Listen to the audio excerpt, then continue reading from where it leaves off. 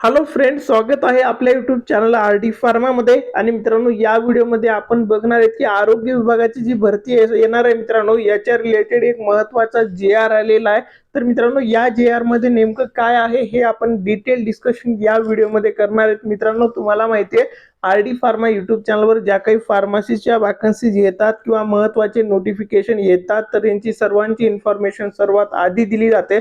आणि मित्रांनो, त्याचबरोबर आरोग्य विभागाच्या भरती रिलेटेड मित्रांनो एक स्पेशल फार्मसी बॅच आपण RD. Pharma YouTube channel through start केलेली आहे. या बॅच मध्ये इनरोल करायचं असेल आणि तुमचं फार्मसिस्ट बनण्याचं स्वप्न पूर्ण करायचं असेल तर हा जो नंबर आहे मित्रांनो, हा जो ऑफिशियल आर.डी. फार्माचा व्हॉट्सअप नंबर आहे, यावरती कॉन्टॅक्ट करू शकता.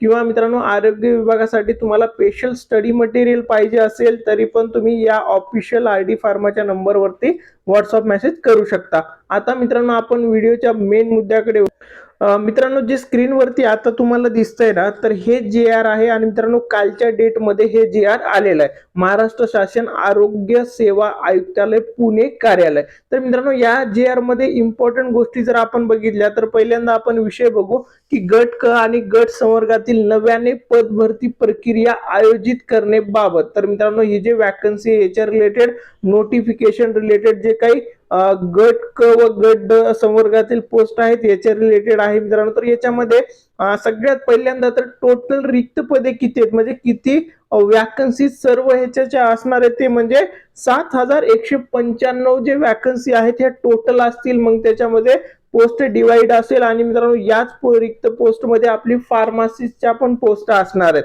तर याच्यामध्ये मित्रांनो इथे पहिलं जे हे पॉइंट आहे, इथे तुम्ही बघू शकता गट क व गट संवर्गातील बिंदू नामावली अद्ययावत तयार करून मागासवर्गीय विभागामार्फत त्याची पडताळणी होणे आवश्यक आहे. तर मित्रांनो, हे कधीपर्यंत होणार?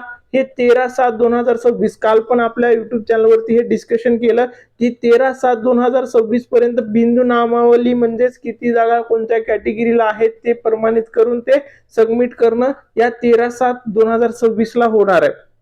त्याच्यानंतर मित्रांनो, जी दुसरी गोष्ट याच्यामध्ये इम्पॉर्टंट दिलेली आहे ते म्हणजे NHM चे जे काही कॉन्ट्रॅक्ट बेसिसचे ज्यांची 10 वर्ष एक्सपिरियन्स ज्यांना होता, जे की NHM मध्ये कॉन्ट्रॅक्ट बेसिसवर काम करत होते.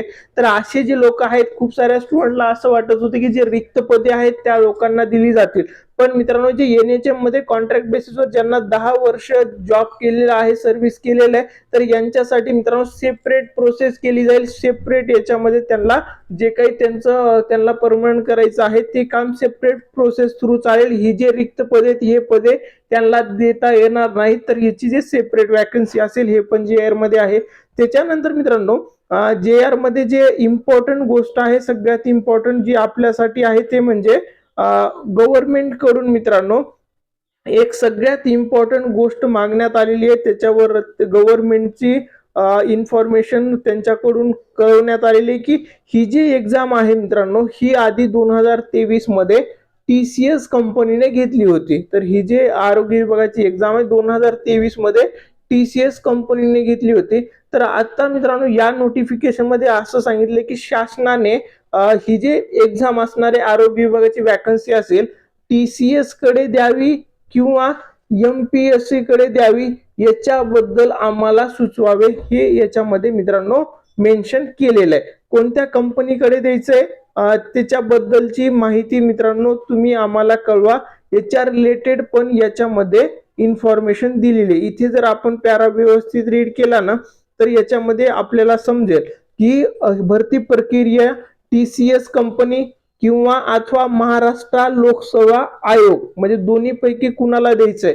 तर मित्रांनो, याच्याबद्दल हे आणखीन स्पष्ट नाहीये की एक्झाम आपली MPSC घेणार किंवा TCS घेणार, हे आणखीन क्लिअर नाहीये. इथे तुम्ही जर बघितलात तर इथे एवढंच दिलेलं आहे, याच्या मार्फत करण्यात यावी, म्हणजे महाराष्ट्र लोकसेवा आयोग किंवा TCS यांच्या मार्फत करण्यात यावी, याबाबत शासन स्तरावरून मार्गदर्शन आदेश यावेत ही विनंती. म्हणजे गव्हर्नमेंट कडून मित्रांनो आदेशची ते लोक वाट बघतायत की ही जे एक्झाम आहे आरोग्य विभाग भरती 2026 ची TCS घेणार की MPSC घेणार, याच्याकडून गव्हर्नमेंट कडून आदेश पाहिजे. तिथून जी इन्फॉर्मेशन येणार आहे त्यानुसार ही भरती होणार आहे.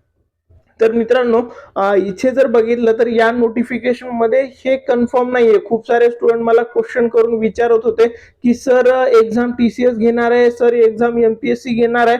पण मित्रांनो आतापर्यंत क्लिअर नाहीये की एक्झाम एमपीएससी घेणार आहे की टीसीएस घेणार आहे. दोन्ही पैकी कुणीही घेऊ शकतं. पण मित्रांनो स्टुडंटसाठी जे चांगली गोष्ट असेल, जर एमपीएससी कडे एक्झाम गेली, जर खरं आपण तयारी करतोय इमानदारीने, तिथे सगळ्या गोष्टी होणार आहेत, तर एक्झाम एमपीएससी कडे जायला पाहिजे. आणि तिथे पण जर ऑफलाईन झालं तर बेटर. ऑनलाईन काही फ्रॉड तिकडे पण होऊ शकतात. नॉर्मलायझेशन त्यांनी पण चालू केलं तर प्रॉब्लेम होणारच आहे. तर ऑफलाईन एमपीएससी ही एक्झाम घेऊ शकते का, या सगळ्या गोष्टी मित्रांनो तुम्हाला थोड्या दिवसात समजेल. या नोटिफिकेशन मध्ये एक्झॅक्टली सांगितलेलं नाहीये. या नोटिफिकेशन मध्ये सांगितलंय की ही एक्झाम एमपीएससी कडून घ्यायची किंवा टीसीएस कडून घ्यायची, ह्याची इन्फॉर्मेशन आम्हाला कळवा, शासनाने याच्यावर निर्णय द्यायला पाहिजे, असं या नोटिफिकेशन मध्ये आहे. आणि सोबतच या नोटिफिकेशन मध्ये टोटल पदे किती आहेत हे दिलंय आहे 7195. त्याच्यानंतर एनएचएम चे जे पदे आहेत हे मित्रांनो सेपरेट त्यांच्यासाठी, याच्यामधून कुठलीही वॅकन्सी एनएचएम मध्ये ज्या लोकांना 10 वर्ष एक्सपिरियन्स झालाय त्यांना मित्रांनो याच्यामधून देता येणार नाही, त्यांच्यासाठी सेपरेट बनवणार आहेत. तर हे मेन गोष्टी या नोटिफिकेशन मध्ये होत्या. तर मित्रांनो आता ही वॅकन्सी फायनल स्टेज मध्ये आहे. आता लवकरात लवकर आपल्याला वॅकन्सी नोटिफिकेशन दिसणार आहे. सो आतापासून, आजपासूनच तुमची तयारी चालू करा. तुम्हाला क्वालिटी तयारी करायची असेल तर हा जो आरडी फार्माचा व्हॉट्सअप नंबर आहे यावरती मेसेज करून तुम्ही स्टडी मटेरियल किंवा बॅच परचेस करू शकता. हा व्हिडिओ आवडला असेल, व्हिडिओला लाईक करा, तुमच्या सर्व फ्रेंड सोबत हा व्हिडिओ नक्की शेअर करा. Thank you all.